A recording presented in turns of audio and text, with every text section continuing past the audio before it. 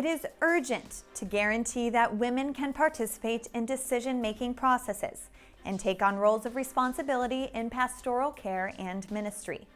That's a direct quote. It comes from the document published at the end of the recent month-long Synod of Bishops held here in the Vatican. It also speaks for itself in terms of highlighting the importance the Synod gave to this topic, the urgent need to promote women in leadership roles.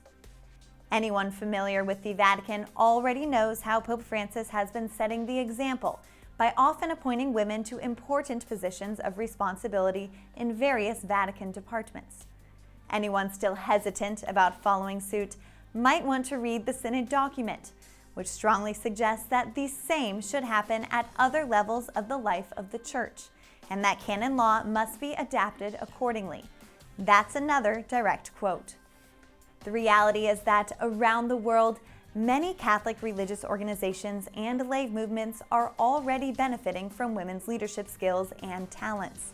For example, the Statute of the Focolare movement, founded by Chiara Lubich, requires that their president always be a woman. One of the novelties that emerged from the Synod discussions, and even found its way into the concluding document, is the need to stop considering women and their role in the Church as, quote, an issue or problem to resolve. A more appropriate and inclusive approach, according to the text, is to imagine a church in which men and women appear together as protagonists, without subordination, exclusion, or competition. That goes for nuns and women religious as well. Several participants at the Synod said it was time to address the way women religious are sometimes treated like cheap labor. Instead, they suggested encouraging women to contribute their knowledge and experience as teachers in formation programs, especially in seminaries.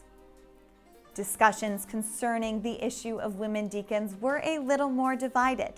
The Synod document states simply that pastoral and theological studies into the possibility of a female diaconate, quote, should continue.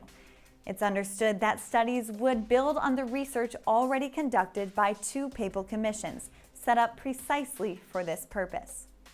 Meanwhile, as we await the conclusive phase of the Synod next October, we are all invited to continue reflecting on how to strengthen a church where men and women dialogue together with the aim of better understanding the depth of God's plan.